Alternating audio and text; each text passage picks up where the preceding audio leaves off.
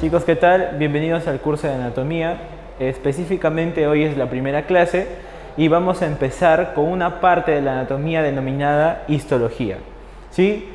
Primeramente nosotros tenemos que conocer qué cosa es la histología y qué vamos a estudiar dentro de ella. Etimológicamente la histología tiene dos raíces, ¿sí? Dos vocablos. Uno es el vocablo histo y el otro es logos. Bien, histo proviene o nos da un significado al español que significa tejido y logos estudio. ¿Sí? Entonces, si nosotros juntamos ambos términos, nos daría como que el estudio de los tejidos, ¿no? Y ahí tendríamos nosotros la frase que engloba la definición de histología: disciplina que se encarga del estudio de los tejidos. ¿De acuerdo? Muy bien, pero ahora tenemos que saber nosotros qué cosa es un tejido. Dentro del cuerpo humano nosotros vamos a encontrar un montón y muchas variedades de tejidos, ¿sí? Pero todos pueden recaer sobre una misma definición. Por ejemplo, ¿cuál es la definición de tejido? Conjunto de células y sustancia intercelular que tienen un mismo origen e interactúan entre sí por un fin común. Miren, seguramente la palabra célula ya han escuchado muy a menudo en el colegio o alguna vez antes. ¿Qué entendemos por célula? Y tal vez una frase que siempre se menciona es que es la unidad básica de la vida. Pero no es una célula que esté por ahí andando solita o esté flotando en el ambiente. Por el contrario, necesita un entorno. Es como nosotros. Estamos parados, por ejemplo, yo estoy aquí ahora en el salón, ahí el equipo de producción detrás. Y entre nosotros hay un espacio y en ese espacio hay diferentes contenidos. Por ejemplo, tal vez carpetas, ¿sí? Tal vez sillas, plumones, etc. Entonces, lo mismo es con las células. Una célula puede estar posicionada en su lugar y cerca o lejos a ella puede haber otra célula, ¿sí?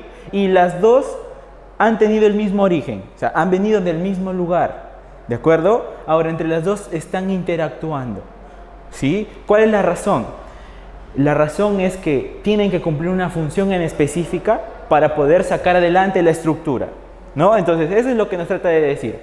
Entonces, la célula vendría a ser una de las cosas que vamos a encontrar en este espacio. Y la otra cosa, la otra estructura, la otra sustancia que vamos a encontrar en ese espacio, valga la redundancia, es la sustancia intercelular. ¿Por qué intercelular? Porque está entre las células. ¿De acuerdo? Entonces, ¿qué es un tejido? En conclusión, es el conjunto de células, ¿sí? Cada una de las células y la sustancia intercelular, que va a ser ese contenido que está entre ellas, ¿sí? Entre ellas, por fuera, si esta es una célula, todo lo que le rodea el entorno vendría a ser la sustancia intercelular. Y ambos, tanto célula como sustancia intercelular, tienen el mismo origen, ¿sí? Tienen el mismo origen y están interactuando por un fin común. ¿De acuerdo? Ahora, dentro de los tejidos también tenemos que revisar una cápita importante que es acerca de los tejidos básicos. ¿Qué significa tejido básico? ¿Sí? Bien, nosotros podemos desmembrar esta frase en dos. Tejido ya lo tenemos, pero básico, varias veces tal vez hemos llevado ciclos básicos, hemos ido al curso de inglés y empezamos desde lo más básico, te dicen, ¿no? Oye, resuelve matemática, ¿qué te parece si empiezas del ejercicio básico? ¿Qué quiere decir? ¿Que sea lo más fácil? No necesariamente, sino que es la base para poder construir algo sobre eso, ¿sí? Entonces, ¿qué podemos más o menos entender? Los tejidos, y precisamente estos tejidos básicos que son los que tenemos aquí, van a permitir que los órganos se desarrollen. Entonces, van a ser la base para que poco a poco empiecen a juntarse y los órganos puedan desarrollarse, ¿no? Y precisamente nosotros por ahí recordamos algo acerca de los niveles de organización de la vida, ¿no? Donde nos trasladamos desde el nivel subatómico, ¿sí? A átomo, molécula, supramolécula, macromolécula, etcétera, hasta que llegamos al nivel célula. Y cuando se juntan muchas células, ¿sí? Se juntan muchas células junto a la sustancia intercelular, nosotros tenemos el tejido. Ahora, y posteriormente a eso, ¿qué pasa cuando se juntan los tejidos? Encontramos al primer órgano. Y luego se forman los órganos y tenemos al sistema, el sistema y el conjunto de sistemas dan lo que vendría a ser el individuo, el ser humano, el objeto del estudio de la anatomía. Entonces, ¿cuáles serán estos tejidos básicos, ¿no? Esa es la pregunta que nos debe enfocar en este momento, ¿no? ¿Cuáles serán esos tipos de tejidos básicos, ¿no? Por lo menos sabemos que son 4, ¿no? Hay 4 cuadraditos. Vamos a empezar desde los más simples hasta los más especializados. Pero ojo, no dejan de ser básicos.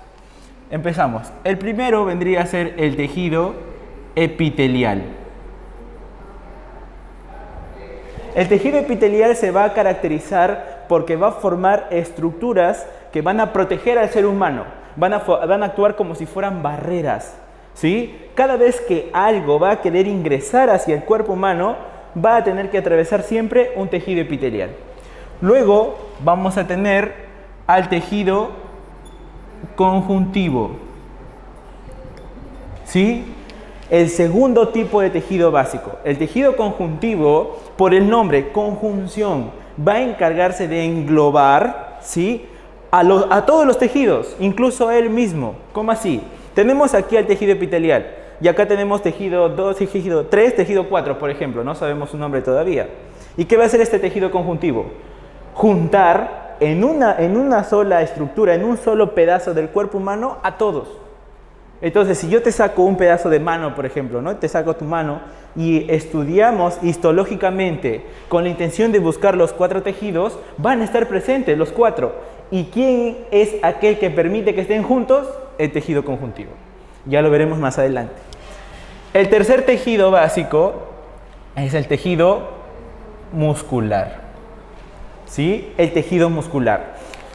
Rápidamente la palabra muscular ya nos lleva a pensar en algo, ¿no? Movimientos, diversos tipos de movimientos que nosotros vamos a poder realizar precisamente con los músculos, ¿no? Tu amigo que se va al gimnasio, dice que a sacar músculos, ¿no? Entonces, ¿qué está haciendo? Ejercitando uno de los 4 tejidos básicos, ¿sí? Que vendría a ser el tejido muscular. ¿Cómo actúa? ¿Qué características tiene? Pues lo que tenemos que recordar por ahora es que se encarga del movimiento del cuerpo humano, ¿no? ¿Qué seríamos nosotros sin los músculos, ¿no? ¿Qué nos diferencia a nosotros de una planta, ¿no? ¿Las plantas son móviles? Claro, ¿no has visto? El aire viene, las plantas se mueven. Nosotros somos móviles también. ¿Cuál es otra diferencia en relación al movimiento? Claro, ¿no? La otra diferencia es que nosotros podemos desplazarnos, dirigirnos de un lugar a otro. En cambio, las plantas no. ¿De acuerdo? Entonces, gracias a quién nosotros nos podemos desplazar de un lugar a otro, realizar gestos, ¿sí? Por ejemplo, en este caso que estoy moviendo las manos, gracias al tejido muscular, ¿sí? Y por último, el tejido más especializado, el tejido básico más especializado es el tejido nervioso. ¿De acuerdo? Pues también, ¿no? Esta palabra nervioso nos hace pensar o nos hace imaginar en algo ya que podríamos más o menos relacionarlo, ¿no? El sistema nervioso. ¿De acuerdo? Entonces, el sistema nervioso tiene una base. ¿En una base en dónde? En un tejido básico, pues, claramente, ¿no?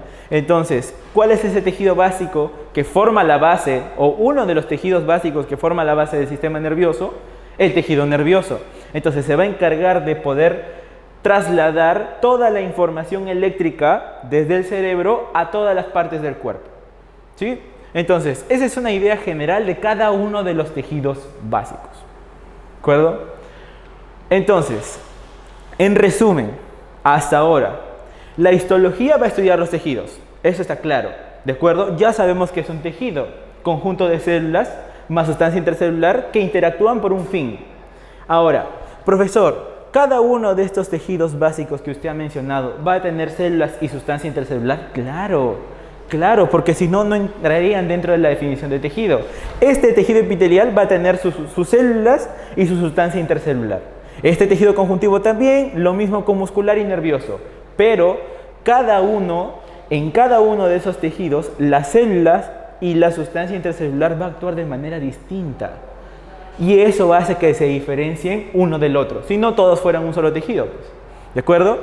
Por otro lado, nosotros tenemos que después de la fecundación, cuando tu mamá y tu papá dan su semillita y sales tú, ¿sí? Dentro de uno de los estadios, ya, de ese desarrollo dentro del vientre materno, nosotros vamos a llegar a un momento llamado la tercera semana, ¿sí? Y esa denominación se da gracias precisamente al tiempo en el que está, ¿no? Cuando el embrión, ya lo veremos en el sistema reproductor y embriología ya más adelante, ¿sí? Cuando el embrión se encuentra en la tercera semana, ya es como si fuera una pelota. Imagínense el embrión como si fuera una pelota, ¿ya? Pero dentro de esa pelota vamos a encontrar 3 capas, como si fuera un sándwich, ¿sí? Imagínense una hamburguesa, ¿no? Una tapa aquí, algo en medio y otra tapa debajo, ¿de acuerdo? Ahí voy a traer otro plumón por si acaso, ya está. Entonces, imagínense, ¿no? Aquí tenemos precisamente las 3 capas que les había mencionado, ¿sí? 1, 2, 3. Y ahí está rodeando la capa de la pelota que les mencionaba hace rato. Entonces, ese es un embrión de 3 semanas, ¿de acuerdo? Ahora, cada una de estas capas va a tener un nombre, ¿sí? Y el nombre va a estar determinado según la posición. Miren, este está más afuera y este está más adentro. Y esta capa de acá, miren, esta capa está afuera, esta está adentro y esta capa de aquí está en el centro, ¿de acuerdo? Ahora, como siempre los anatomistas, los histólogos, todos han tenido el ánimo de ponerle nombres un poco científicos a las cosas, estos no escapan de esa regla, ¿no? Entonces, ¿cuál es el prefijo que vamos a utilizar para mencionar algo que está fuera a la superficie? Ecto. Así, ecto. Ahora, ¿y cómo vamos a denominar lo que está dentro? Endo. Y a lo que está en medio, como meso. ¿De acuerdo? Entonces, y lo único que vamos a tener que hacer es añadirle después de ese prefijo la raíz común, que va a ser dermo. ¿Ya? Entonces, así vamos a tener las 3 capas. Ojo, las 3 capas ¿en dónde? En el embrión de 3 semanas, ¿no? Qué casualidad, tercera semana, 3 capas, para que no se olviden.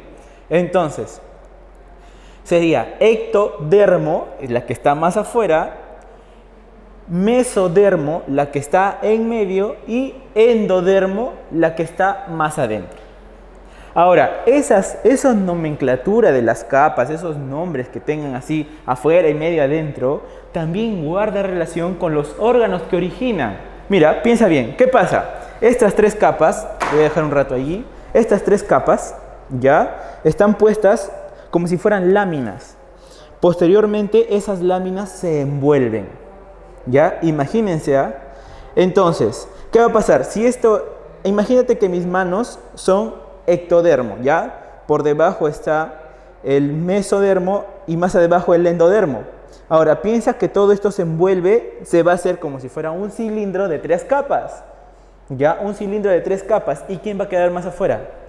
Ectodermo, obviamente. ¿Y quién va a quedar más adentro? Endodermo. Y en medio de las dos, mesodermo, facilito, ¿ya? Entonces, nosotros tenemos que pensar, ¿qué estructuras están más adentro del cuerpo humano? Por ejemplo, el sistema digestivo. Por ejemplo, el sistema respiratorio. Entonces, ¿cuál de las 3 será? ¿Endo, meso o ecto? ¿Es interno, sí o no? Órganos internos. Endodermo. ¿Te acuerdas? Endo significaba dentro. Facilito. Ahora, ¿qué cosa está afuera? Por ejemplo, la piel. ¿Sí? La piel. Uy, entonces, ¿cuál de las 3 podría originarnos a la piel? Afuera. Ectodermo. Facilito. Facilito. Y lo que está en medio, por ejemplo, entre tu piel, aquí ve, en medio, si tú haces un tajo, ¿qué estaría en medio? Los músculos, el hueso. ¿Qué sería entonces lo que está en medio? Mesodermo. Fácil. ¿Ya? Entonces, de la misma forma, esas 3 capas van a determinar, miren, aquí tenemos a las 3 capas, ¿ya? Que están dispersas según el tejido, pues, ¿no? Uno de los tejidos básicos van a ir ahí, ¿ya? Van a determinar el origen de cada uno de esos tejidos básicos, ¿sí? Entonces, vamos completando el cuadro. Vamos a tener nosotros aquí, por ejemplo, uno de los 4 tejidos, ¿ya? Ojo, estos mismos nombres los vamos a colocar aquí. Uno de los 4 tejidos, ¿sí? Va a tener origen en los 3. Ahora tenemos que pensar nada más. A ver, ya tenemos una definición más o menos general de cada uno de los tejidos básicos. Ya tenemos una definición general de cada uno de los tejidos básicos. Entonces, pensemos. El tejido epitelial les había dicho que actúa como una barrera, ¿de acuerdo? Una barrera que está protegiendo al cuerpo humano de todo, absolutamente de todo. ¿Cómo así de todo, profesor? Por ejemplo, te vas en el micro. Bueno, en este momento no puedes salir, ni se te ocurra salir de tu casa, por si acaso, te estoy avisando. ¿Ya? Estás en el micro cuando podíamos salir antes del estado de emergencia. Todo el micro está repleto, imagínate. Entonces, bueno, aquellos que viajan en taxi, disculpen, ¿no? Pero el ejemplo es para los que viajan en micro. ¿Ya? Entonces, las personas están en contacto. Imagínate que es verano, la mayoría de personas utiliza BBD, entonces empieza a friccionar. Y por ahí, al momento que vas a bajar, como está obstaculizándote el pase, te rozas con uno de los fierros, ¿no? ¿Y por qué el fierro no se te ha metido? Entonces se roza y tú tal vez ni sangras. No has sangrado, nada más se dibuja una línea. Una línea que te sobas, listo, te duele, ya, pero ya pasó. Entonces, esa protección del tubo con el que te has rozado o el metal con el que te has rozado es gracias al tejido epitelial. Entonces, una protección, ¿ah? ¿Y esa protección es por fuera o no? Claro, por fuera. Entonces, por fuera. ¿Cuál de las tres capas germinativas? ¿Ecto, meso o endo? Ecto. Ecto. Tiene que ser ectodermo, de todas formas. ¿Ya? Pero ahora piensa en algo más. Estás comiendo ciruelas, por ejemplo, ¿no? No sé si te ha pasado. Estás comiendo ciruelas y de la nada te dicen, oye, Panchito, mira, y te atragantaste con la pepa de la ciruela, ¿no? Y tu mamá que te dice, oye, escúpelo, ¿por qué? Te vas a tener una planta, te van a hacer, y tú te has preocupado en la noche, no, ahora voy a tener una planta, me va a salir la planta. No, tranquilo, en primer lugar eso es mentira. Pero de que es peligroso, puede ser peligroso. ¿Por qué? Porque el esófago, que es uno de los órganos de la vía digestiva, siempre está cerrado. Ya veremos eso en el sistema digestivo, ¿no? Y el orificio que tiene, que cuando está cerrado es muy pequeño. Entonces, ¿qué va a hacer la pepa de la ciruela? Va a empujar de una forma brusca a ese conducto y puede lesionarlo. ¿Pero por qué no escupe sangre después de la pepa? Ah, porque alguien te protegió. ¿Quién? El tejido epitelial. Ahora piensa, habíamos dicho que el sistema digestivo era un sistema interno, por ejemplo, ¿no? Un sistema interno. ¿Quién originaba los sistemas internos? Endodermo. Y si hay tejido epitelial en esos sistemas internos, ¿de dónde crees que vendrá? Te doy un segundo para que lo pienses. 1, listo. Endodermo, pues. ¿De acuerdo? Entonces, ya tenemos dos orígenes de tejido epitelial, dos orígenes embriológicos, ¿sí? ¿Vienen de dónde? De ectodermo, por ejemplo, la piel, endodermo, por ejemplo, el epitelio de las vías digestivas. Profe, ¿qué? ¿Y el mesodermo? Ah, ahorita viene. Otro de los sistemas u órganos que derivan del mesodermo es el sistema circulatorio, ¿no? O sobre todo los vasos sanguíneos. Ya hay que pensar en ellos. Entonces, ahora, los vasos sanguíneos también tienen un revestimiento de tejido epitelial. ¿Ya? Tienen una protección, una capa de tejido epitelial. ¿Ya? Y esa capa de tejido epitelial está en el vaso sanguíneo. ¿Y el vaso sanguíneo de dónde viene? Del mesodermo. Entonces, si el vaso sanguíneo viene del mesodermo, ¿ya? ¿De dónde crees que vendrá ese tejido epitelial? Un segundo. También mesodermo. Entonces, nosotros podemos notar que debido a la función del tejido epitelial, que es una barrera protectora, va a tener que estar presente en todos los tres o las tres formas de origen embriológico, las tres capas germinativas. Entonces, este cuadro, ¿a quién le corresponderá? Pues al tejido epitelial. ¿Sí? Al tejido epitelial. Ya completamos uno.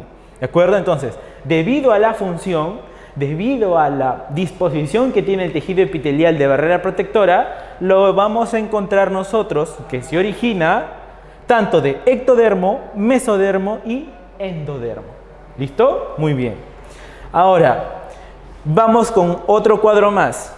¿Sí? El tejido conjuntivo Ya te dije que se va a encargar de juntar a todos, ¿ya? Entonces, al estar juntando a todos, va a tener que estar en medio de todos los órganos. En medio. Esa palabra, ¿a qué te hace recordar? Medio, meso.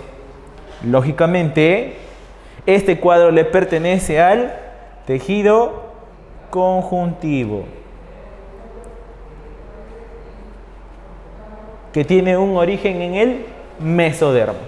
¿Listo? Vamos ya finalizando. A ver, el siguiente también, en medio, te había dicho, ¿no? Te había dicho, en medio, por ejemplo, si cortamos un pedazo aquí, se va a notar un hueso en el centro, ¿ya? Y a los costados va a estar complementado, ¿por qué? Por músculo, tejido muscular, que también está en el medio, ¿sí? Están en el medio. Entonces, este cuadro, si es medio, quiere decir que es mesodermo. ¿A quién le va a pertenecer? Al tejido muscular.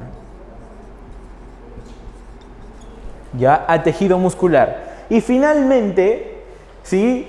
Pues por deducción lógica, yo sé que eres un alumno hábil, este cuadro ¿a quién le pertenecerá?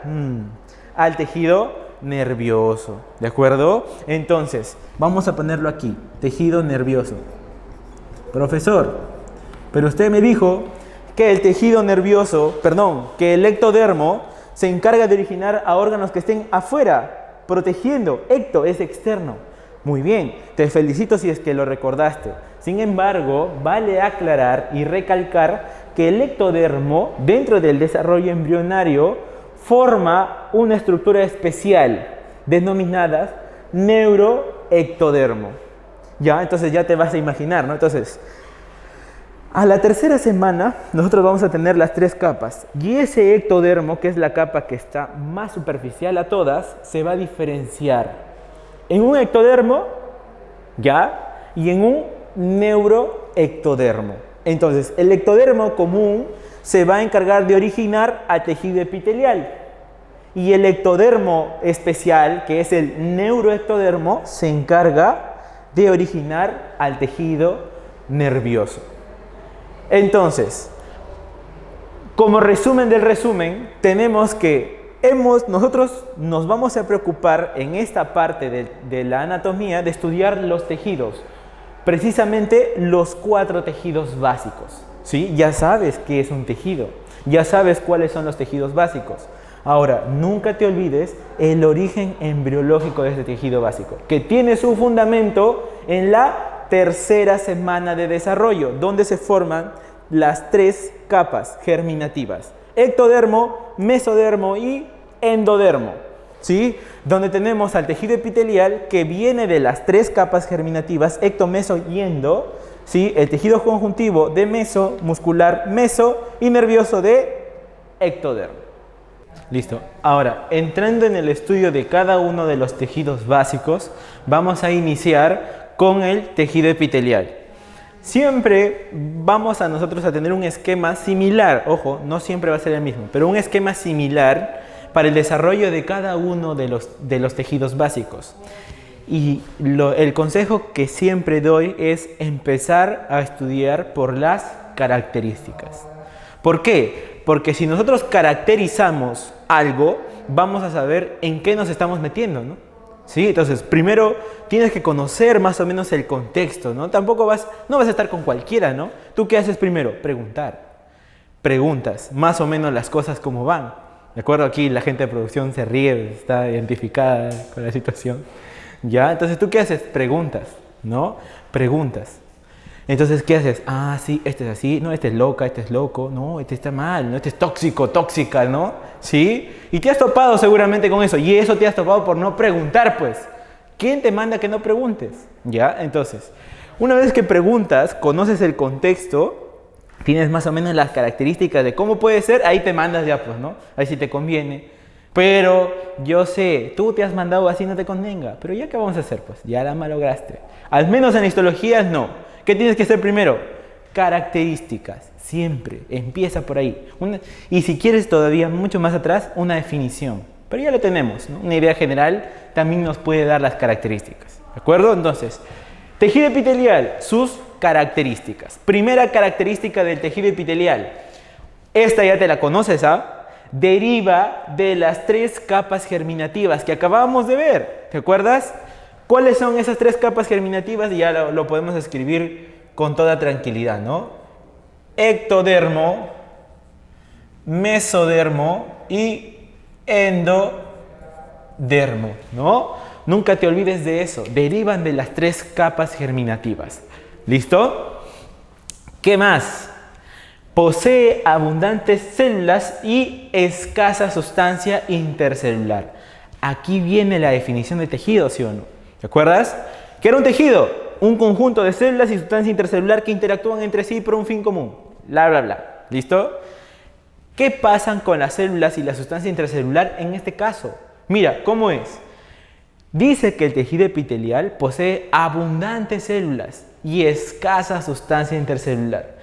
Tenemos aquí 2 casos, ¿ya? Tenemos una situación A y una situación B.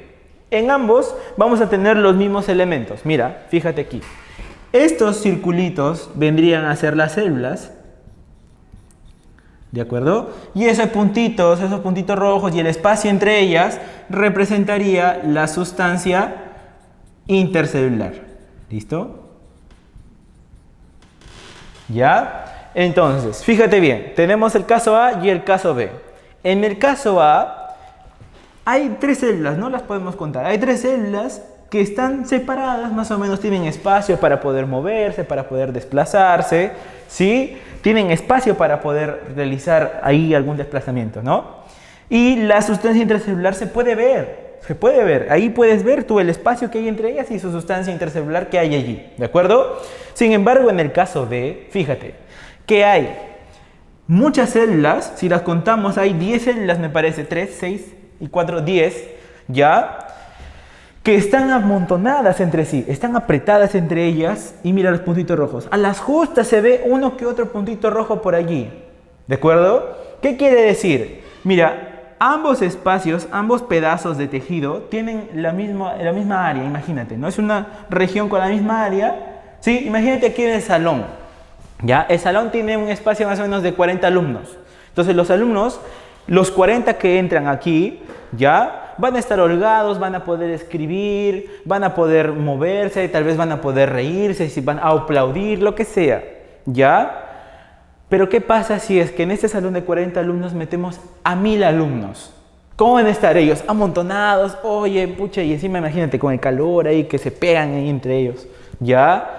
Entonces, ¿van a estar apretados? ¿Van a poder escribir? No. ¿A las justas va a haber espacio entre ellos o no? Claro.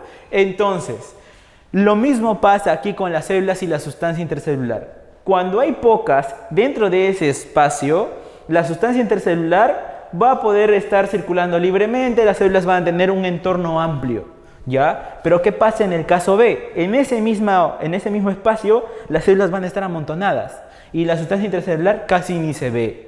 ¿Cuál de los dos sería tejido epitelial, según la característica? ¿Caso A, caso B? Caso B. ¿Sí? Abundantes células y escasa o a veces nula sustancia intercelular. Entonces, este sería tejido epitelial. Y esto nos permite a nosotros encontrar una conclusión general que nos va a ayudar para casi todos los temas de histología. ¿Sí? Una relación que existe entre el número de células y la sustancia intercelular. Una relación.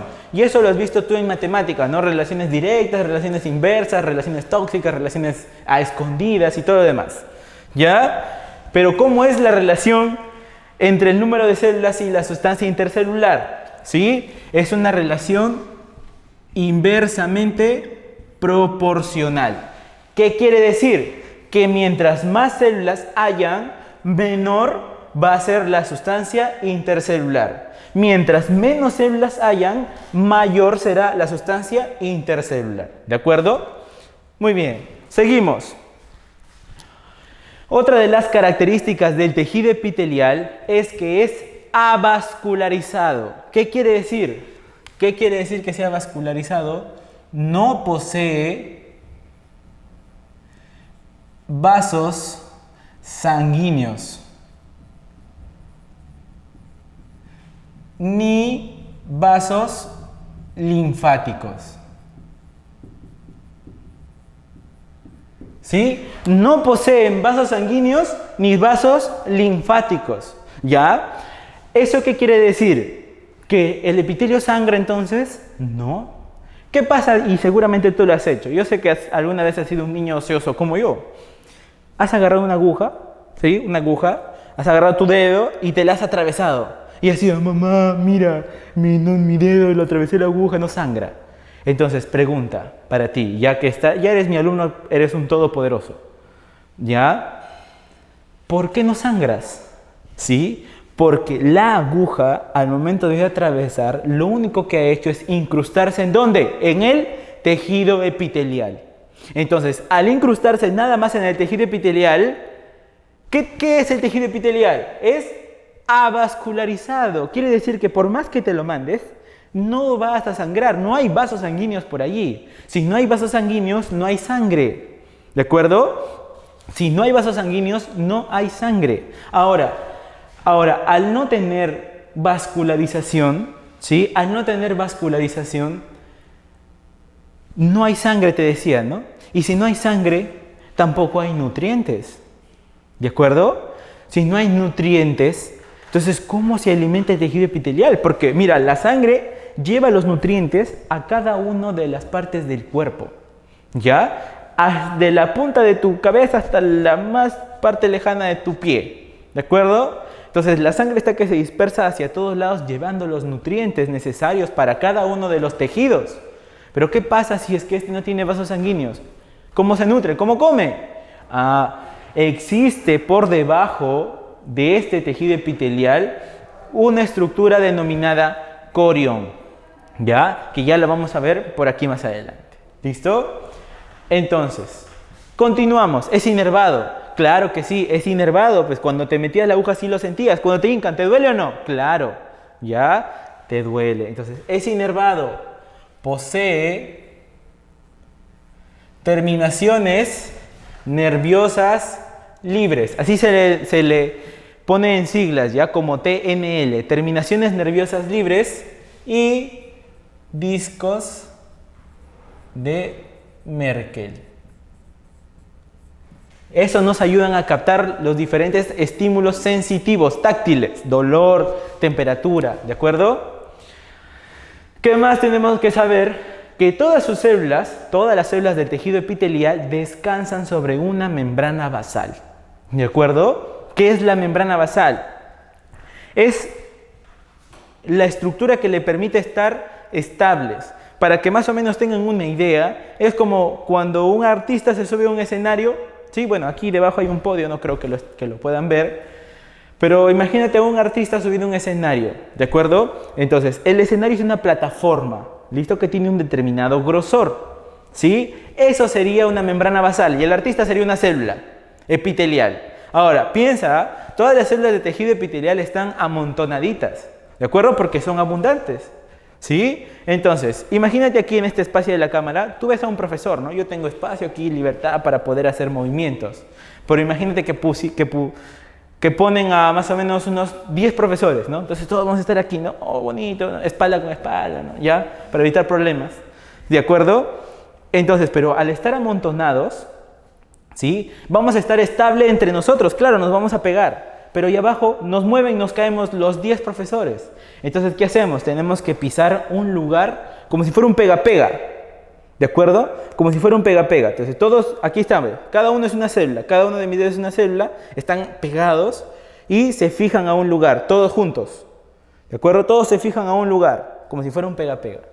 Y ese lugar al que se están fijando sería la membrana basal.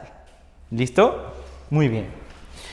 ¿Cuál es otra característica del tejido epitelial? Siempre está expuesto a una superficie libre. ¿Qué quiere decir que siempre esté expuesto a una superficie libre? Tiene sentido. Se supone que el tejido epitelial nos tiene que proteger de todo, ¿de acuerdo? Entonces, ¿cómo se va a proteger? ¿Cómo va a proteger a todo si no está expuesto a la superficie libre, ¿no? Al exterior. Mira, por ejemplo, en el caso de la piel, ¿sí? La famosa epidermis, que ya veremos qué cosa es, ¿no? Entonces, esa epidermis está protegiéndonos ¿de qué? Por ejemplo, ¿te acuerdas del metal que hablábamos hace rato en el micro? ¿Sí? Tu enamorada hasta que te agarra, oye, vamos, te jala, te jalonea, te rasguña, ¿sí? Entonces, esa protección está con el exterior, la ciruela que te comiste. Profesor, pero eso es adentro. Pero fíjate bien, si tú abres la boca, ¿ya? Si tú abres la boca, ese conducto ya va a tener contacto con el exterior ¿o no? Claro. Entonces, todo lo que va a querer entrar al cuerpo, como te mencionaba hace rato, va a tener que atravesar primero un tejido epitelial. ¿De acuerdo? Entonces, para que lo atraviese, va a estar expuesta a la superficie libre. Hazte la idea que estás construyendo tu casa y tú no quieres que tu casa sea rayada por tus sobrinitos y sus plastilinas, o sus crayolas, ¿ya? Entonces, ¿tú qué haces? Le metes un tejido epitelial, una pintura lavable, por ejemplo. Sería el tejido epitelial, la protección de una pared. ¿Sí? Muy bien. Entonces, ahora miremos aquí este esquemita. ¿De acuerdo? Aquí estarían todas las células amontonaditas. Esto sería un ejemplo de tejido epitelial. Mira, ¿te das cuenta? Muchas células. ¿Hay espacio entre ellas? No. Caso B. ¿De acuerdo? Poco espacio entre ellas, a veces nulo, no hay o hay poca sustancia intercelular, escasa sustancia intercelular, ¿de acuerdo? Hacia arriba nosotros vamos a encontrar que está pasando, por ejemplo, todo el exterior, ¿no? Esto sería el exterior. Entonces, esto sería la superficie libre, ¿sí o no? Esto sería la superficie libre y por debajo, esa línea verde, ¿qué cosa representaría? Representaría la membrana basal. La membrana basal. ¿De acuerdo?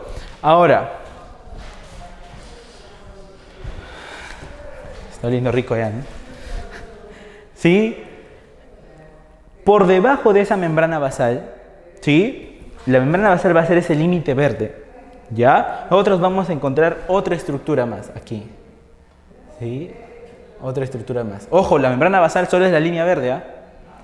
¿Ya? A esa estructura que vamos a encontrar por debajo se le va a denominar corión. Entonces, pregunta, por ejemplo, pregunta de examen simulacro, ¿ya?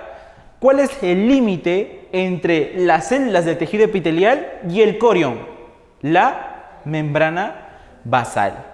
¿Listo? Entonces, ¿para qué va a servir ese corión? Ese corión va a ayudar a la nutrición del tejido epitelial. ¿Te acuerdas que ese tejido epitelial es avascularizado? Por ende, no llega sangre al tejido epitelial. Claro, ¿sí? Entonces, ¿quién lo va a dar de nutrir? ¿Quién le va a dar nutrientes? El corión.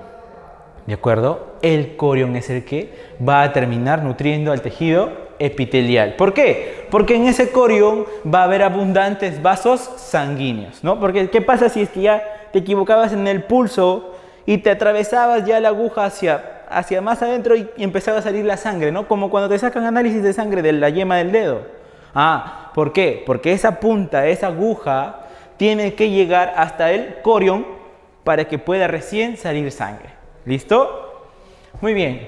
Terminando las características del tejido epitelial, también tenemos que tiene un alto poder de renovación y regeneración.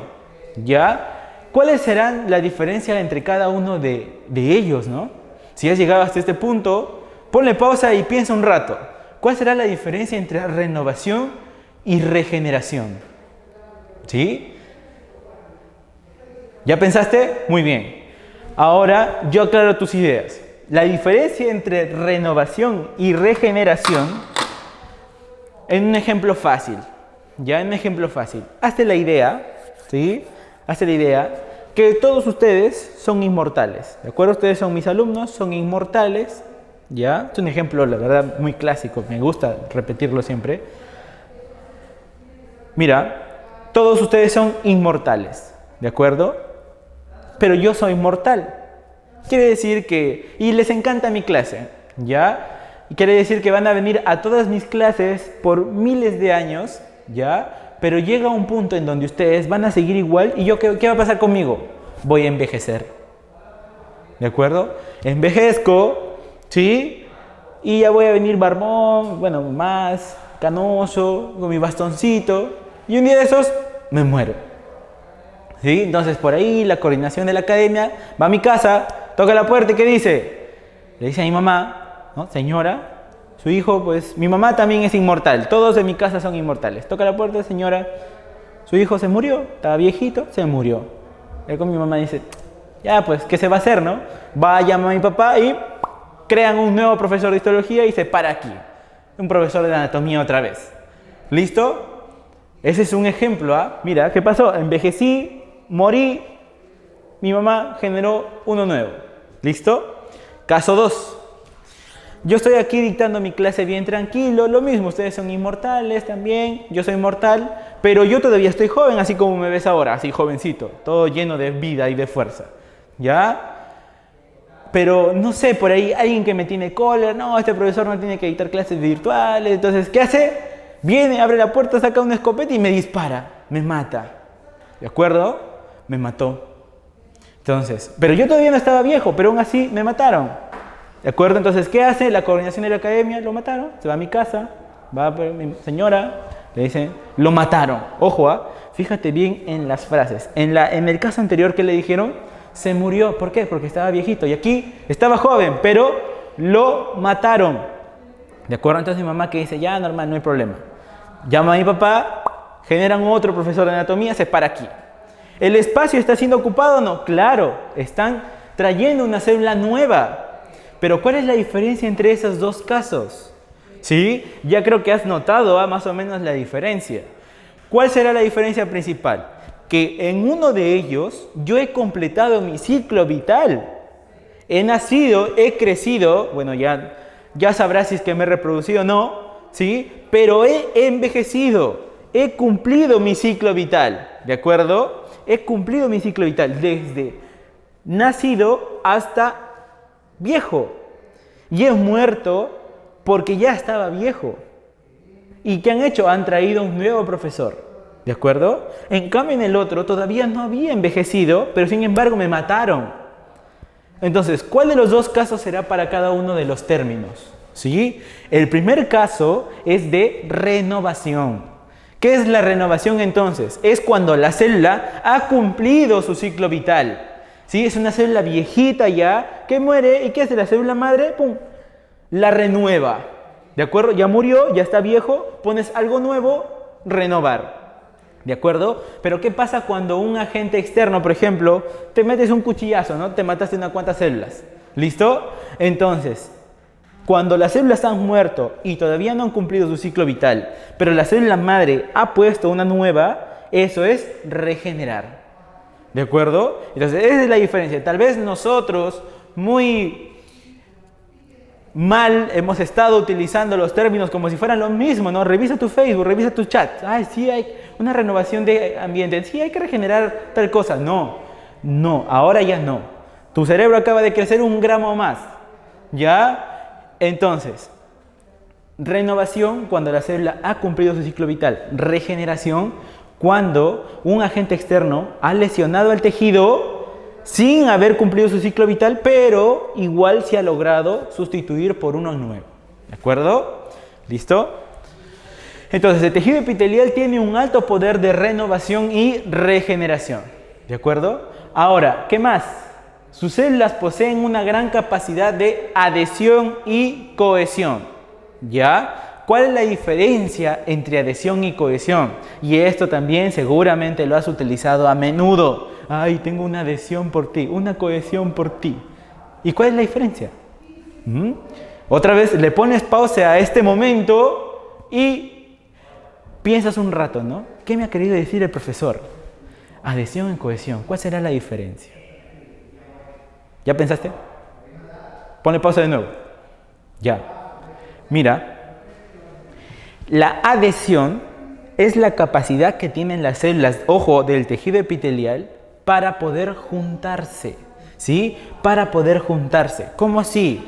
¿Cómo así? Mira, yo tengo, por ejemplo, estas células, ¿no? Son células de tejido epitelial y las tiro ahí en medio de una sustancia intercelular. Entonces, ¿qué es lo que va a pasar? Las células van a tender a hacer esto. Van a ver, se pegan. Eso es adhesión. ¿Sí? Para la adhesión tú utilizas un material adhesivo, por ejemplo la cinta adhesiva, ¿no? Tú lo pones y ya está, ya se adhirió. Eso es adhesión, ¿de acuerdo? Es la capacidad que tienen las células para poder pegarse entre ellas. Y cohesión, profesor, es ahora, una vez que tienes a las células pegadas, tú intentas separarlas, no vas a poder. Van a oponer una fuerza, ¿sí? Van a tener una resistencia a ser separadas. Y eso es cohesión. Es como, por ejemplo, imagínate esas amigas clásicas, ¿ya? Que entran todas con sus 10.000 plumones al salón, ¿de acuerdo? Aunque eso es bueno, la verdad, solamente es una broma. Ya, pero olvídate de los plumones mejor, ¿ya? Entran un montón de alumnos al aula, ¿ya? Entran un montón de alumnos al aula y todos se sientan en la misma carpeta. En una carpeta de 5, los 5 están allí, ¿ya? Entonces, pero no llegan todos juntos, no llega uno, llega el otro y se van pegando ahí. ¿Eso qué sería? ¿Adhesión, sí o no? ¿Por qué? Porque ya saben dónde se van a sentar. O sea, llegan, pum, ni bien llegan, se pegan. Llegan, se pegan, llegan, se pegan, llegan, se pegan. Adhesión. Pero ¿qué pasa si son bullangueros? ¿Qué hace el profesor? Ya a ver, por favor, se me separan, ¿no? Te vas para allá. ¿Y qué hacen? No, profesor, ya pues, no sea malito. ¿Cómo va a separar? ¿Estás poniendo una resistencia o no? Eso sería cohesión. ¿De acuerdo? Entonces, en resumen, la adhesión es la capacidad para poder juntarse y la cohesión es la resistencia a ser separadas de las células epiteliales. ¿Listo? Y por último, vamos a tener que sus células presentan dos polos, ¿ya? Dos polos, ¿cómo así? ¿Un polo de color rojo y otro polo de color amarillo? No.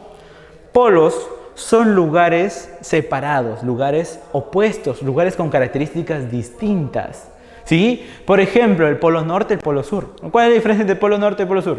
Uno está arriba y otro está abajo, profe. Ya, una característica buena, la verdad. ¿O en uno vive Papá Noel y en el otro no, sí o no? ¿Papá Noel dónde vive? ¿En el polo norte? ¿Ya? Entonces, se denominan polos a las zonas de la Tierra. ¿Por qué? Porque tanto el polo norte y el polo sur se diferencian. Es como igual que tu ex, pues no te dijo, somos polos opuestos. No podemos estar juntos, ¿no? Gracias a todo el cosmos y a la energía del universo que terminaron. ¿Por qué? Porque ella no supo que los polos opuestos se atraen. No, somos polos opuestos, ay sí. No vayas a reclamarle tampoco, ¿no? Los polos iguales se repelen. Los polos opuestos se atraen, por si acaso. Pero, ¿qué quiere decir polos opuestos? Positivo, negativo. Características diferentes. Entonces, si aplicamos esos términos aquí a nivel de la célula, ¿sí? Quiere decir que ambos polos que va a poseer son de características distintas. Incluso hasta el nombre lo tienen distinto, ¿sí? Vamos a tener uno denominado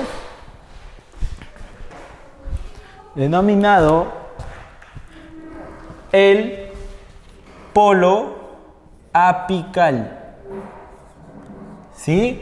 El polo apical, y el otro va a ser el polo vasolateral. Ah, el profesor es un bruto, mira, escrito vaso con B de burro. No, ahorita vas a ver por qué se llama así. Entonces, polo apical. Ojo, esos polos también pueden ser denominados dominios, regiones, zonas. Ya puede ser dominio apical, puede ser región apical, zona apical, ¿sí? A gusto del cliente. ¿Ya? Entonces, ese polo apical se va a diferenciar del polo vasolateral. ¿En qué se diferencia? Mira, en primer lugar, ¿en dónde está ubicado? Si te fijas bien aquí el dibujo, polo apical, ¿sí? Estaría en relación a lo que es la superficie libre o no, ¿sí? Muy bien. Y en ese polo apical nosotros vamos a encontrar a las especializaciones de membrana, ¿sí? A las especializaciones de membrana. Ese polo apical le va a dar una característica funcional al tejido, ¿sí? ¿Cómo así funcional, profesor? Mira, nosotros tenemos diferentes órganos a nivel del cuerpo humano, ¿no? Pero ¿cuál es el órgano más importante del sistema digestivo, por ejemplo? Te doy tiempo para que lo pienses. Si estás pensando en estómago, estás equivocado. Ya, borra eso. ¿Sí? Es el intestino delgado. ¿Por qué? Porque ahí se lleva a cabo la absorción de todos los nutrientes. ¿Sí? Todo lo que entra a tu cuerpo dice, hijito, come esta manzana, tiene muchos nutrientes, bla, bla, bla, bla. Esos entran al cuerpo humano gracias al intestino delgado. ¿De acuerdo? Ahora, ¿y por qué cuando hablamos de intestino delgado pensamos en absorción? Fácil, porque el polo apical del tejido epitelial del sistema digestivo, bueno, especialmente del intestino delgado, ¿sí?, tiene estructuras encargadas de eso, pero están en el polo apical, en la superficie libre. ¿De acuerdo? Entonces, ese polo apical da una característica funcional. Absorción. ¿Listo? Y otras funciones más que ya vamos a ver. Polo vasolateral. ¿Qué vamos a encontrar en el polo vasolateral? Principalmente a las uniones celulares. ¿Sí? ¿Qué es una unión celular? Primero, ¿qué es el polo vasolateral? ¿Sí? ¿Por qué así? Vasolateral viene de la región basal y la región lateral, pues, los costados y la base de la célula. Por eso se denomina polo vasolateral. ¿Por qué? Porque va a sujetar a estas dos zonas, la región basal y la región lateral. Entonces, polo vasolateral. ¿De acuerdo? Entonces, las uniones celulares, ¿qué serán las uniones celulares? Van a ser estructuras que van a permitir precisamente unir a una célula con la otra, pues. Esa es una unión celular. Ahora, ¿y esa unión celular será característica de qué? De adhesión. Entonces, ¿gracias a quién las células presentan una gran capacidad de adhesión? A las uniones celulares. ¿Listo? ¿Y qué más vamos a encontrar? Unas interdigitaciones.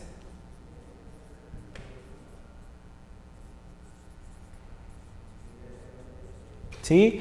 ¿Qué son las interdigitaciones? Pues son protrusiones que va a tener la membrana por ahí como deditos que se van a entrelazar. No es muy importante, no se preocupe. ¿Listo? Muy bien.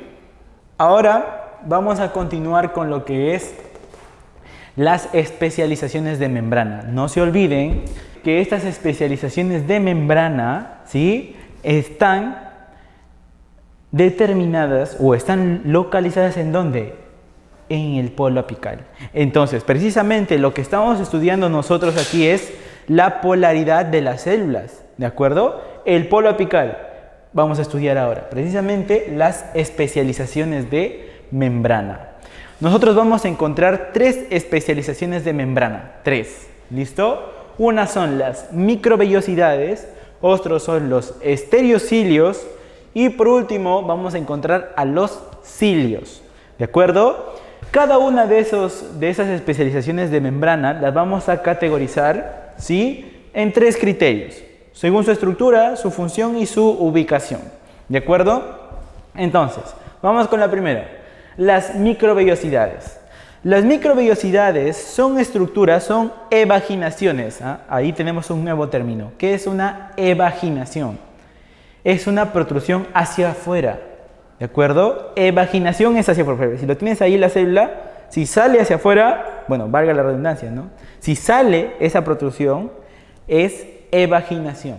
Si se mete algo, es una invaginación. ¿De acuerdo? Pero aquí tenemos, mira, la membrana celular llega por aquí y estas han empezado a salir. ¿Ya listo? ¿Qué dicen los libros sobre las microvellosidades? Pues que parecen deditos. ¿Sí? Son protrusiones con forma de dedos.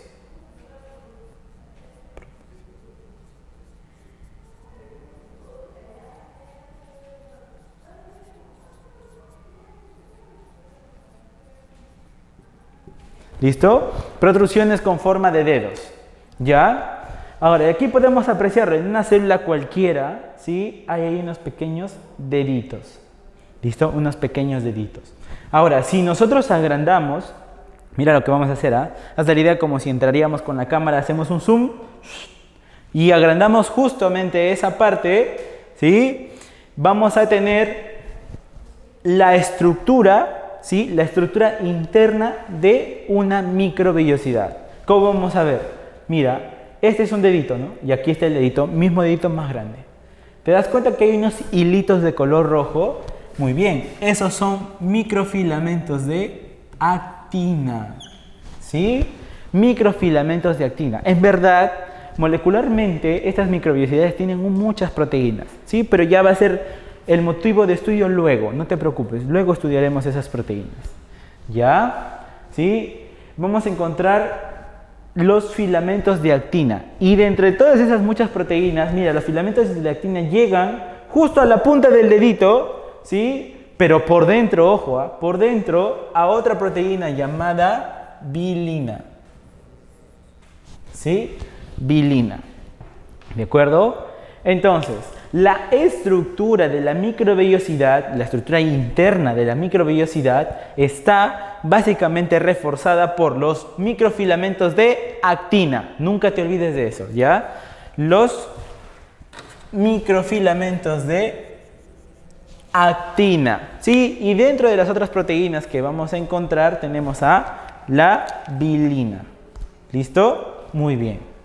Ahora, ¿para qué sirven estas microvellosidades? Pues precisamente lo que hace una microvellosidad es aumentar el área de absorción.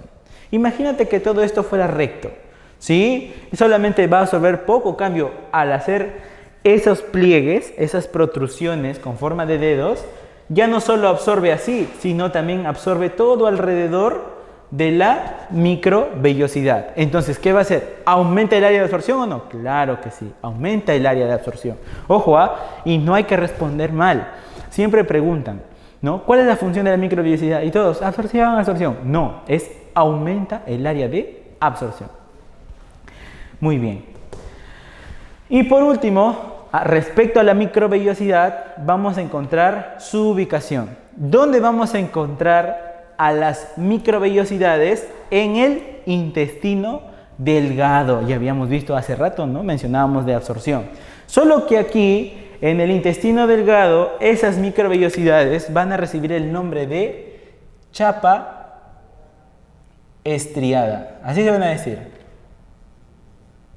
¿Ya? Pero ojo, no dejan de ser microvellosidades. Chapa estriada. ¿Sí?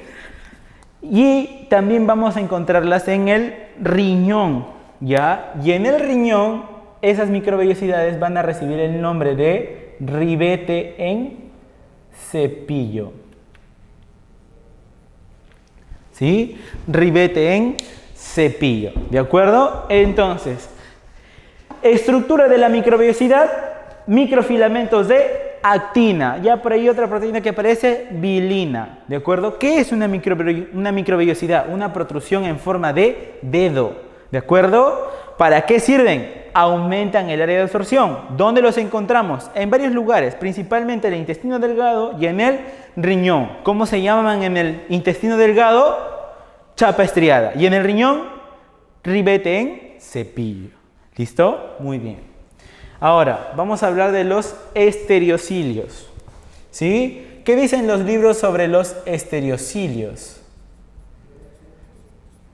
Que son protrusiones irregulares. ¿Sí? También con forma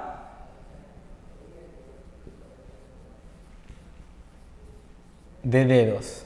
¿Ya? Protrusiones irregulares con forma de dedos, ¿te das cuenta? Pero son unos dedos medio deformes, ¿no? Ahora aquí imagínate a tu amiga la chaparrita, ¿ya? Tu amiga la más chiquita que tengas, ¿has visto? Cuando la molestas por un tamañito, ¿ya?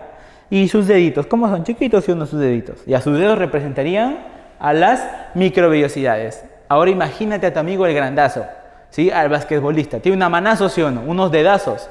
Esos dedos grandes vendrían a ser los estereocilios. ¿Ya? Entonces, mira, ambos tienen forma de dedos. La diferencia está en la longitud. Estas son más grandes que las microvellosidades, ¿no? Los estereocilios ganan en tamaño.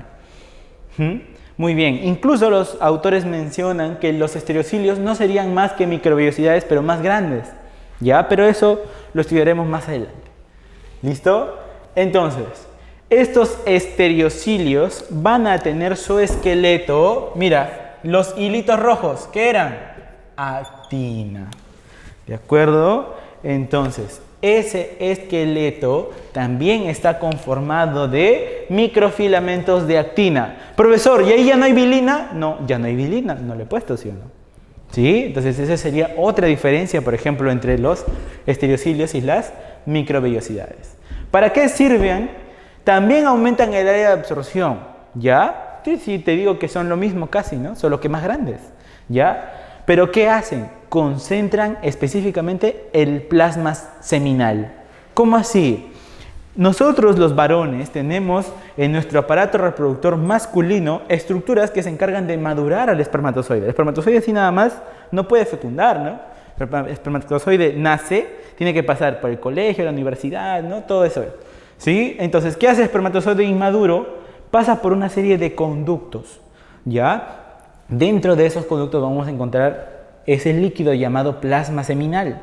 Mientras más concentrado esté ese plasma seminal, después de que entra y sale el espermatozoide, ese espermatozoide ya es maduro. Ojo, ¿no? Entonces, igual que el colegio, ¿no? La secundaria te dice, oye, ay, qué inmaduro eres, ¿no? Y ya sales del colegio y dices, ah, no, ya maduró un poquito, ¿no?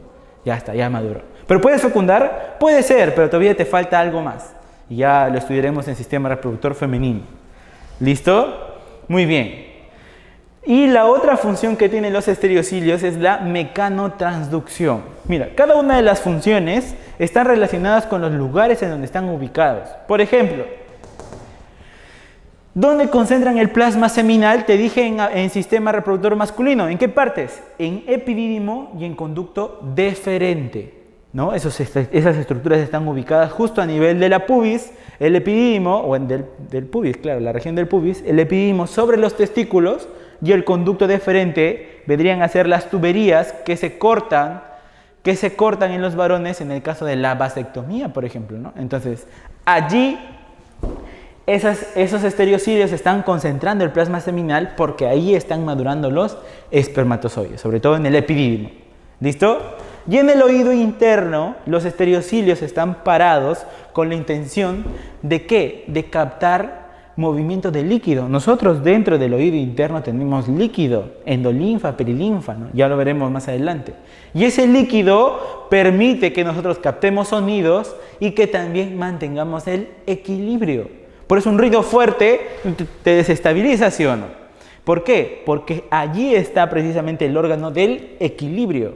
Y estos estereocilios son los que se encargan de mantenernos en equilibrio, o sea, de captar ese movimiento brusco, movimiento suave del líquido del oído interno.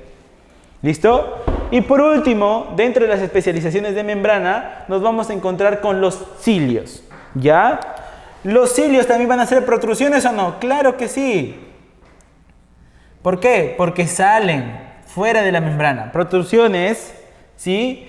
Pero con forma de pestañas, así le dicen. Otros hablan como si fuera peluca de corte militar, ya, sí, unos pelitos, sí, unos cilios, por unos pequeños pelitos, ya, que están saliendo, ya. ¿Cuál es la estructura interna del cilio? Mira, nosotros vamos a encontrar, sí, ahora los hilitos son rojos, no, los hilitos son verdes. ¿De acuerdo? Y esos hilitos verdes representan a un esqueleto de microtúbulos. Así se le llaman, ¿ya? Se le denominan microtúbulos. ¿De acuerdo?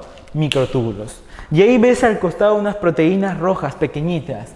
Esas proteínas son dineína. ¿De acuerdo? Ahora, esos microtúbulos o ese esqueleto de microtúbulos es lo que le da la forma al cilio. Y esa dineína que vemos más abajo, ¿sí? Y esa dineína es lo que le va a dar la movilidad al cilio. El cilio es móvil, ¿sí? Estos de aquí, tanto la microvellosidad como el estereocilio, no tienen proteínas móviles. Son estructuras inmóviles que presentan un movimiento pasivo. ¿Sí? No ese pasivo que estás pensando. ¿Sí? ¿Qué se quiere decir un movimiento pasivo? Un movimiento pasivo es aquella estructura que se deja mover, mejor dicho. ¿Cómo así? Por ejemplo, ¿acaso ves que esto se está moviendo? Sí se ve esto, ¿no? ¿Acaso ves que esta estructura, por ejemplo, si yo la pongo sobre la pizarra, ¿se mueve? No, por el contrario, se va a caer. ¿Sí? Pero si yo quiero que se desplace hacia arriba, ¿qué hago? Yo la llevo, ¿no? ¿De acuerdo? Entonces, ella por sí sola no se puede mover. Sin embargo, si es que una fuerza externa actúa sobre dicha estructura, recién se mueve. Ahora, ¿qué pasa hasta la idea que está pasando mucho líquido? ¿Se va a mover o no? Claro, pero ¿quién se mueve en sí? El líquido. Y en consecuencia, ¿a quiénes se está moviendo? A las microvellosidades y los estereocilios. Sin embargo, el cilio sí presenta movimiento. El cilio va a presentar un movimiento, ¿por qué? Porque tiene la función específica de barrido. ¿Cómo barre el cilio? El cilio tiene dos movimientos, ¿ya? El cilio va a presentar dos movimientos. A un movimiento le vamos a denominar nosotros golpe efectivo, ¿sí? Y al otro movimiento le vamos a denominar golpe de recuperación. ¿De acuerdo? Golpe efectivo y golpe de recuperación. Profesor, ¿qué rayos? Mira, mande aquí, ¿ya? Hazte la idea que te has contratado a una dominatriz. Si no sabes qué es, no lo googlees, yo te voy a especificar. ¿Ya? Una señorita que se viste de Gatúbela, por ejemplo. ¿Ya? Entonces, las Gatúbelas, ¿sí? Le pides tú precisamente que venga con un látigo, porque tienes unos fetiches un poco extraños, ¿de acuerdo? ¿Sí? Y entonces tú te giras, ¿no? Y la Gatúbela te mete tu latigazo, ¿no? Y tú estás ahí disfrutando, ¿de acuerdo? Igualito va a ser el cilio. Ahora ya, deja de pensar en la Gatúbela, ya estás ahorita, ¿sí? Vamos a transpolar ese ejemplo a lo que haría el cilio. Profesor, ¿me imaginas a la célula con antifaz y ahí el cilio? No, tranquilo. Una célula común y corriente, ¿y qué va a hacer su cilio? Va a mandar un primer golpe que se denomina golpe efectivo, que es el golpe de la Gatúbela, así, ¡zac!, que te metió un latigazo. Bueno, entonces, efectivo. Un golpe efectivo, ¿por qué? Porque precisamente, si está barriendo, es igual que tú, ¿no? Está barriendo, tienes que empujar la basura, ¿sí o no? ¿Sí? Entonces, lo mismo, barre el cilio. Y el otro golpe es el golpe de recuperación. ¿Qué quiere decir? El cilio no va a hacer esto, pues porque va a regresar la basura, ¿o no? No tiene sentido. ¿Te das cuenta? Es como tú cuando barres de mala gana, estás así. Y todo lo llevas y lo traes a un solo sitio. No, el cilio es más mosca. Dice, ya. Uno es el golpe efectivo. ¿Y qué hace con el golpe de recuperación? Trae el cilio por debajo y lo posiciona. ¿Para qué? Para que el cilio que esté a su costado, mira, este es el primer cilio que barrió, ¿de acuerdo? Entonces, el cilio que esté a su costado barre y sigue empujando a lo largo de todo el trayecto que tienen que barrer. ¿Sí? ¿De acuerdo? Entonces, así logran trasladar, por ejemplo, las partículas del polvo. ¿Dónde? En las vías respiratorias. ¿Sí? Con donde está ubicado la mayoría de cilios. ¿Por qué? Porque las vías respiratorias están sujetas ¿a qué? Al polvo. ¿De acuerdo? Entonces, ese polvo que ingresa, primero, ¿qué hace? El cilio está ahí tranquilito, ¿no? Está esperando y dice, eso, muerde el sebo, ¿no? ¿Y qué cosa significaría morder el sebo en las vías respiratorias? Hay una trampa allí. Trampas hay donde sea, ten cuidado. ¿Y cuál es la trampa del sistema respiratorio, de las vías respiratorias? La trampa es el moco. ¿Sí? El moco que te sacas ahí de la nariz, eso nada más es un pequeño porcentaje de lo que tienes. Porque hay moco desde la entrada de las vías respiratorias hasta los bronquios dentro de tu pulmón. No vas a ver, métete un papel higiénico pues a limpiarte, no vas a poder. Porque el moco actúa como trampa. ¿Cómo así? Es un pegamento. Entran las partículas del polvo y se quedan pegadas en el moco. Entonces, al momento que se quedan pegadas, ¿qué hace el cilio? Ya se pegó. Y el cilio empieza a barrer. Barre. Ahora, mira, ¿cómo es? Los cilios que están en las fosas nasales, ¿sí? Aquí, ¿Barren hacia adelante o hacia atrás? Piénsalo. Hacia atrás. Barren hacia atrás. ¿Por qué? ¿Por qué, profesor, no barren hacia adelante? Porque hacia atrás nosotros tenemos terminaciones nerviosas que activan el reflejo del estornudo. Entonces, si hay partículas muy grandes, entonces lo mandas hacia atrás, ¿para qué? Como si cargaras una catapulta, ¿no? De los antiguos guerreros medievales. Entonces, vas hacia atrás y estornuda y ¡pum! Sale disparado, ¿no? Estornudas el polvo. Ya está, se acabó. ¿Listo? Hay que cubrirse siempre al estornudar, no te olvides. ¿Ya? Y los que están, por ejemplo, aquí en las vías respiratorias, la tráquea, los bronquios, ¿hacia dónde barrerán? ¿Hacia arriba o hacia abajo? ¿Tú qué crees? Hacia arriba barren, ¿de acuerdo? ¿Y por qué no hacia abajo, profesor? Porque imagínate si barren hacia abajo, el polvo llegaría a los alvéolos, se obstruye y te mueres. En cambio, si barres hacia arriba, profesor, ¿y hacia arriba dónde llegarían? ¿Al estornudo? No, fíjate que no. ¿Qué pasa cuando la partícula no es muy grande y no se activa el reflejo del estornudo? Entonces vamos a tener que los cilios de la tráquea barren hacia arriba y los de las fosas nasales barren hacia atrás, ¿sí o no? Entonces llegan a la garganta y tú no te has dado cuenta y desde ahora ya no va a ser lo mismo en tu rutina. Pero a veces de la nada tú estás sentado ahí mirando, no has comido nada y haces esto. Deglutes. ¿Qué es deglutir? Pasa saliva. En buen cristiano. ¿Tú has pasado saliva alguna vez? Claro, de hecho lo has hecho.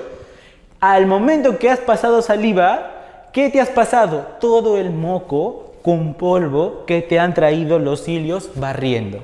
¿Para qué? Para que lo botes. Y ya está. Adiós polvo, tu sistema respiratorio está a salvo. Entonces, ¿comprendimos? ¿De acuerdo? Espero que sí. Tenemos 3 especializaciones de membrana, cada una muy particular con sus estructuras y sus funciones, ¿no? Microvellosidades de actina, al igual que los estereocilios. ¿Pero en qué se diferencian? Esta tiene vilina, esta no tiene vilina. Estos son forma de dedos, sí, pero estos son forma de dedos más grandes e irregulares. ¿De acuerdo? Ambos sirven para aumentar el área de absorción. Pero esta netamente aumenta el área de absorción. ¿Esta qué hace? Concentra el plasma seminal, ¿sí? Y también tiene una función de mecanotransducción. ¿Dónde se ubican? Intestino delgado y cambian de nombre, ¿no? Chapa estriada, y en el riñón como ribete en cepillo, ¿ya? Y aquí vamos a encontrar en el epidídimo, el conducto deferente y en el oído interno. Y nuestros señores cilios, pues, gatúbela al toque. ¿Listo? Golpe efectivo, golpe de recuperación. ¿Para qué? Para poder barrer eficazmente las partículas del polvo. Esqueleto de microtúbulos y dineína, que es la que le permite el movimiento. Muy bien, ahora para finalizar el tema, tenemos ahora las estructuras que vamos a encontrar a nivel de la región vasolateral. Aquí he dibujado 2 células para poder nosotros apreciar bien dicha región, ¿no? La región vasolateral. ¿De acuerdo? Esas estructuras que vamos a encontrar a nivel de la región vasolateral son las uniones celulares. Las uniones celulares van a tener una forma y una función distinta. ¿Listo? Miren, aquí vamos a encontrar nosotros cada unión celular, y cada una de las uniones celulares va a tener también una proteína especializada. ¿De acuerdo? A la primera unión celular con la que nos vamos a encontrar es la famosa sonula, voy a poner nombre completo, sonula occludens. ¿De acuerdo? La sonula occludens. Esa sonula occludens se va a encargar de proporcionar impermeabilidad al tejido. ¿De acuerdo? Impermeabilidad. Y la proteína que tiene la sonula occludens se denomina ocludina. ¿Sí? Fácil de recordar. Sonula occludens, ocludina. Luego nos vamos a encontrar otra estructura, ¿sí? Otra unión celular denominada la sonula adherens. ¿Sí? Miren, mientras que la sonula occludens permite la impermeabilidad, se dan cuenta, miren, esta es una membrana celular y esta es la otra, y la única que está juntando las membranas celulares es la sonula occludens. Esa aparece como si fuera una costura en los tejidos, ¿ya? Y le proporciona impermeabilidad, mientras que la sonula adherens aparecen como si fueran unas grapas, ¿listo? Y le va a proporcionar precisamente adherencia. Y las proteínas que representan son las caderinas. ¿Listo? Muy bien. En tercer lugar, vamos a encontrar a otras uniones celulares denominadas los desmosomas. ¿Sí? Desmosomas que aparecen como si fueran unos chinches, ¿ya? Cuyas proteínas también son las caderinas. Pero ¿cuál es la diferencia entre un desmosoma y una célula adherens? La forma, ¿sí? Y la mayor resistencia que tienen. ¿Para qué aparece un desmosoma y una célula adherens? Para proporcionar resistencia a fuerzas mecánicas externas. Pero ¿cuál de las dos es más fuerte? El desmosoma. ¿De acuerdo? En cuarto lugar, nos vamos a encontrar con las uniones gap. ¿Sí? Las uniones gap, ¿ya? Las uniones gap van a formar túneles entre célula y célula. Mira, fíjate bien. Este es un conducto por donde va a entrar una estructura y va a salir, bueno, una sustancia, y va a salir para el otro lado de la célula. ¿Listo? Esos conductos permiten que, por ejemplo, se traspasen nutrientes entre una célula y la otra. También que se puedan traspasar iones, ¿no? Como el calcio, el sodio. ¿De acuerdo? Y la proteína que va a tener ahí se denomina conexina, precisamente porque conectan ambas células. Y por último, nos vamos a encontrar con unas uniones celulares que son parecidas a otras ya, mira, a los desmosomas, pero están partidas a la mitad. Por eso se denominan hemidesmosomas. ¿De acuerdo? ¿Y los hemidesmosomas tendrán caderinas? No. Ahí las proteínas de unión se denominan integrinas. Entonces, ¿cuál es la diferencia entre un desmosoma y un hemidesmosoma? En primer lugar, que es a la mitad. Y segundo, que la proteína de unión ya no es la caderina, sino la integrina. ¿De acuerdo? La integrina. ¿Y qué hace el hemidesmosoma? Une a las células con la membrana basal.